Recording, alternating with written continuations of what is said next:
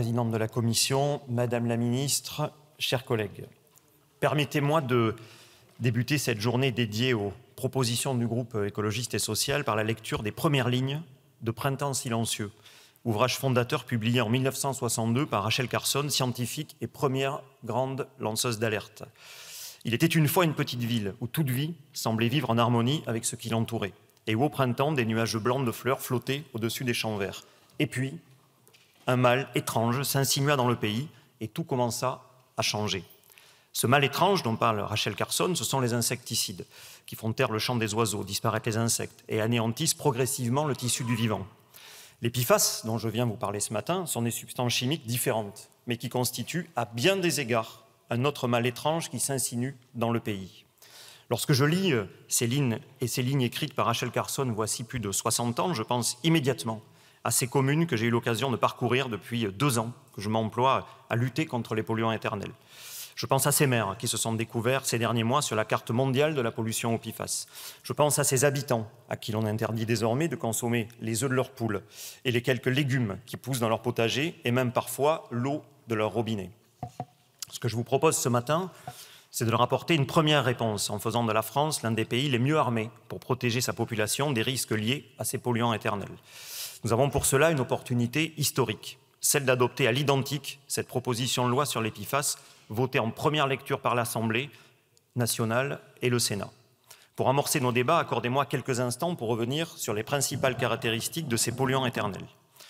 Les PFAS sont une famille de substances chimiques inventées au XXe siècle par quelques industriels. Ce sont environ 12 000 composés, tous structurés autour d'une chaîne d'atomes de carbone et de fluor qui leur confèrent différentes propriétés. Les PFAS sont stables, sous de fortes chaleurs, imperméables, repoussent les graisses et ont des propriétés anti-taches ou anti-adhésives.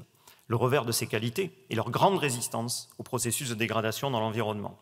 Les PFAS s'infiltrent dans les milieux, si bien qu'il est impossible pour le vivant d'échapper à une exposition croissante. Or, une fois dans les organismes, le corps peine à s'en débarrasser, car leurs propriétés entravent l'action des enzymes qui devraient les dégrader. Cette exposition est préoccupante, car la littérature scientifique l'associe à de risques sérieux pour la santé, tels que l'altération de la fertilité, des maladies thyroïdiennes, des taux élevés de cholestérol, des lésions du foie, des cancers, une réponse réduite aux vaccins ou encore un faible poids à la naissance.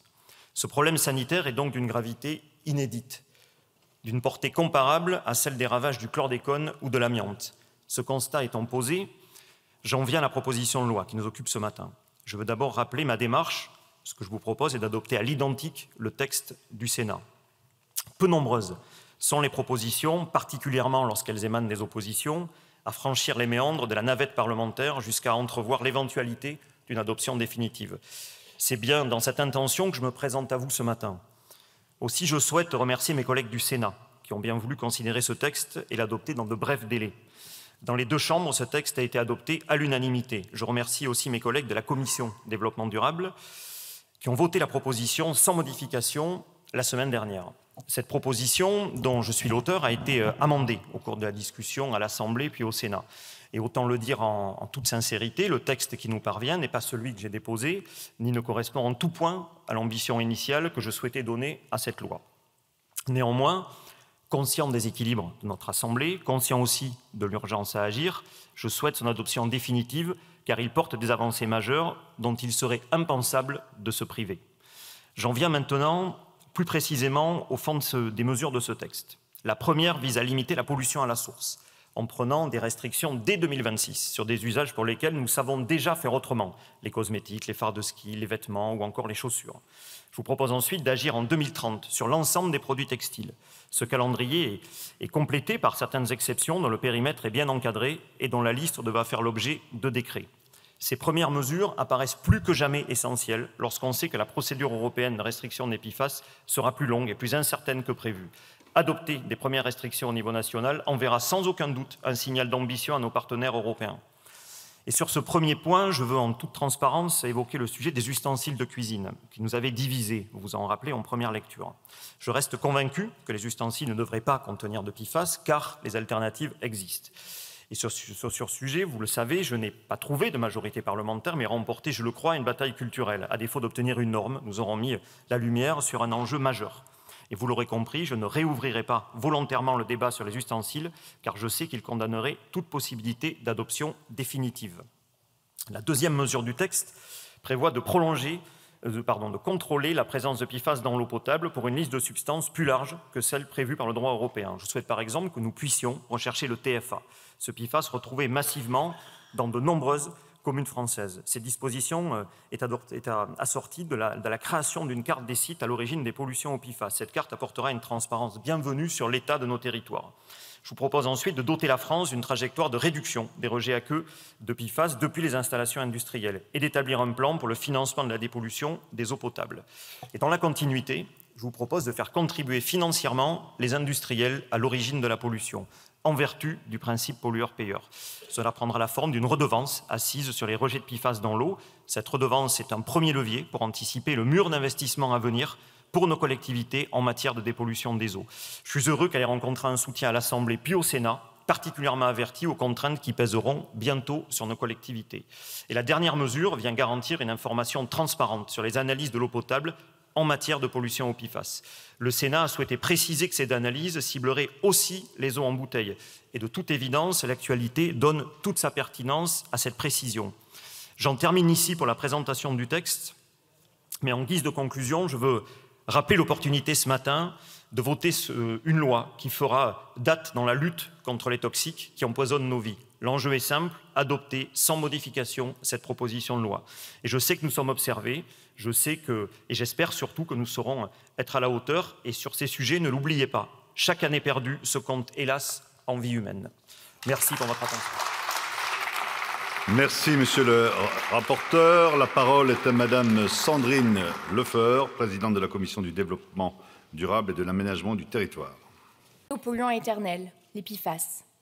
Aujourd'hui, elle s'interroge. On pense faire au mieux, et puis finalement, c'est peut-être plus dangereux d'allaiter que de donner du lait en poudre à son bébé. Thierry, lui, n'a jamais mis les pieds dans une usine chimique. Il ne travaille pas dans l'industrie.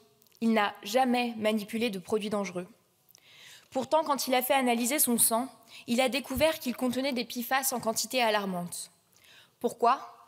Parce qu'il a grandi ici, au sud de Lyon, à Oulin-Pierre-Bénite, dans l'une des régions les plus polluées d'Europe.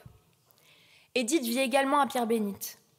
Dans la maison en face de chez elle, un voisin a le cancer.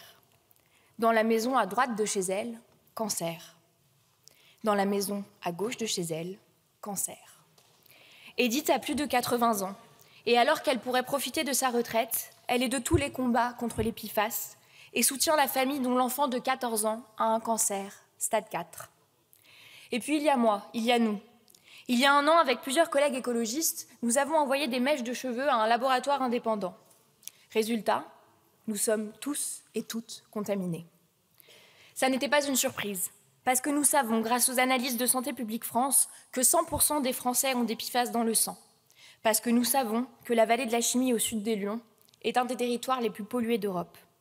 Parce que nous savons que les travailleurs de l'industrie chimique sont les plus exposés à cette pollution. En bref, nous avons tous du poison dans le sang. Certains ont aussi du sang sur les mains. Les contaminations aux polluants éternels ne sont pas accidentelles. Elles sont la conséquence directe de décennies d'inaction, de mensonges et de compromis avec les lobbies. Dans les travaux préparatoires de cette loi, nous avons entendu toutes sortes d'arguments, en particulier de l'extrême droite, pour ne pas agir. Prenons-les un par un. On nous a dit « il ne faut pas fragiliser notre industrie ». Mais ce sont les industriels eux-mêmes qui se sont fragilisés, en refusant d'anticiper l'inévitable, en continuant à produire des substances dont ils connaissaient la toxicité. Aux États-Unis, des documents internes de 3M et DuPont montrent que leurs effets sur la santé étaient connus dès les années 60. On nous a dit « les industriels ont des valeurs, ils n'ont pas la volonté d'empoisonner les gens ». Pourtant, en février 2024, 73 PDG de l'industrie chimique se sont réunis pour organiser un sabotage en règle de l'interdiction des PFAS. Pourtant, leur première réaction face aux révélations n'a jamais été d'indemniser les victimes ou d'organiser la transition, mais de financer des études contradictoires, de retarder la régulation, de chercher à brouiller le débat. Ça s'appelle la fabrique du doute. Et comme pour l'industrie du pétrole ou pour l'amiante, certains industriels préfèrent l'argent à la santé des gens. On nous a dit « interdire en France ne sert à rien si on continue d'importer des produits contaminés ». Et c'est précisément pour cela que notre proposition de loi couvre aussi les importations. Nous avons pris nos responsabilités. Nous ne laissons pas la porte ouverte à une pollution délocalisée. On nous a dit « Vous êtes dans l'idéologie, pas dans la science ». Alors soyons clairs. L'OMS, l'Agence européenne ECHA, Santé publique France, l'IGED, le Centre international de recherche sur le cancer, toutes ces institutions confirment la toxicité des PFAS. Cette proposition de loi de mon collègue Nicolas Thierry, c'est la réponse à une menace prouvée, documentée, avérée. C'est une loi de santé publique fondée sur des faits incontestables, soutenue par les scientifiques, les enquêtes journalistiques et une mobilisation citoyenne hors norme. Alors à celles et ceux qui cherchent encore des excuses pour ne pas agir, je pose une question simple. Qui protégez-vous? Nous avons déjà choisi. Nous défendons les riverains de Pierre-Bénite et de tant d'autres territoires pollués. Nous défendons les ouvriers des usines chimiques qui ont le droit à la transparence et à la protection. Nous défendons tous ceux et celles qui paient dans leur chair le coût de l'inaction avec les cancers, l'infertilité et les troubles hormonaux. Nous défendons les générations futures pour qu'elles ne naissent pas avec un héritage toxique dans le sang. Nous pouvons dire, oui, nous avons été empoisonnés, mais nous avons choisi de ne plus laisser faire. Alors je vous invite à voter cette loi, parce que nous avons les preuves, nous avons les solutions, et nous avons le devoir d'agir. Je vous remercie. Merci Madame Garin. Pour le groupe Les Démocrates, la parole